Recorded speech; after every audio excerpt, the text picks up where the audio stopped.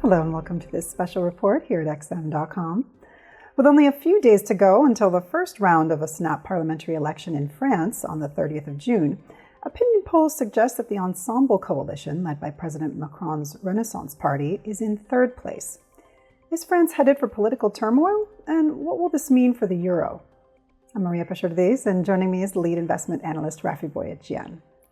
So Rafi, after Marine Le Pen's National Rally, or RN party, won the most French seats in the European Parliament a few weeks ago, President Macron surprised everyone by calling a snap election. Do you think his decision will backfire? What's the likelihood of France ending up with a far-right government? Well, Maria, like you said, that announcement of snap election came as a bit of a shock across the political spectrum in France.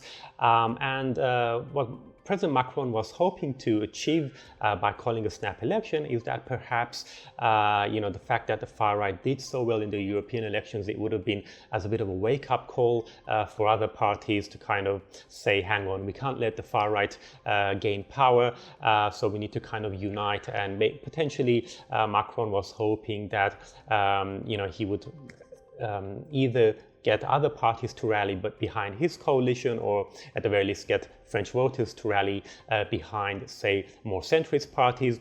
But it does appear that that gamble has failed rather spectacularly because, as you said, the National Rally Party is ahead in the polls. They're projected to gain around about 35% of the vote. But the question is, would this be enough to give them an absolute majority? And so, although at the very start of the election campaign, I think it would have been preferable for the National Rally not to get a majority. Now potentially that might be one of the better outcomes because we have seen the far right Marine Le Pen's party. I mean, she's no longer, of course, leading the party, but she's still associated with the party. Her herself and, of course, Jordan Bardella, who is the 28-year-old leader, they seem to have toned down their controversial views when it comes to the EU, when it comes to, undoing a lot of the reforms, particularly on pensions that President Macron did. So they're saying, actually, we're going to respect the EU fiscal rules. We would even try to work with President Macron in what is called cohabitation in France. So markets are maybe not quite as worried about far-right getting into power. And of course, we kind of had similar fears in Italy, which didn't amount to much because, even there, Giorgia Meloni's party is now, a bit more mainstream than what it used to be. So a bigger fear perhaps for the markets is if the left-wing coalition wins or at least gains enough seats to give them bargaining power to potentially form coalition with other parties, and the left wing is kind of more worrying because one of their main objectives is to increase spending by around 150 billion euros. So this is a bigger threat in terms of triggering some kind of a Liz Truss style debt crisis in France and potentially for the euro area as well. Now, the other possibility is that perhaps the left wing, if they don't quite get enough seats, but maybe again with the aim of keeping out the National Rally out of power, maybe they might even agree to some kind of a coalition with Macron's Ensemble alliance, and that would be perhaps a better option for the markets because left-wing led coalition under these circumstances would be kind of more moderate than left-wing, purely left-wing coalition.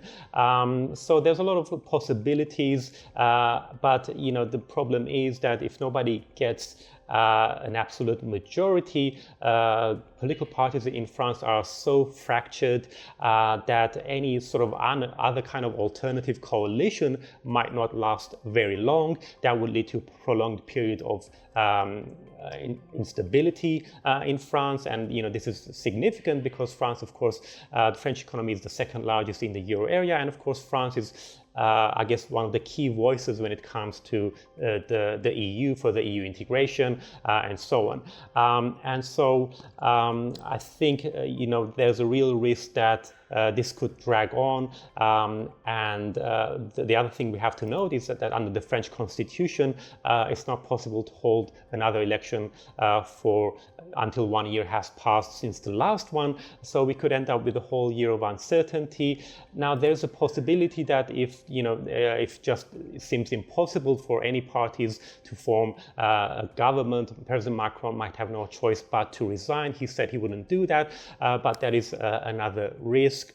So there's a lot of uncertainties as to what the actual outcome is going to be. So it's going to be interesting to see what the results are going to be of the first round. The second round on July 7th, so that's going to be the final outcome. Turning to the euro now, how has it been performing these days leading up to the election? And what are the risks for the euro and financial markets in general in the near term? Well, Maria, we already saw the euro coming under a lot of pressure in the immediate aftermath. It has stabilized a little bit, but it does remain within a downward trajectory. So we're likely to see that trend continue until we get to the second round of voting on July the 7th. But of course, it's not just the euro being affected. We saw a huge sell-off in the French stock market and also in French bonds. So we saw the spread between French and German government debt rise rather sharply. It has its back a little bit, as we said, because of course markets are maybe somewhat less nervous about the National Rally Party coming into power, but because of all the uncertainties, for example, the possibility of a left-wing-led government or other sort of alliances being formed that don't last very long. So we have this prolonged period of, uncertainty.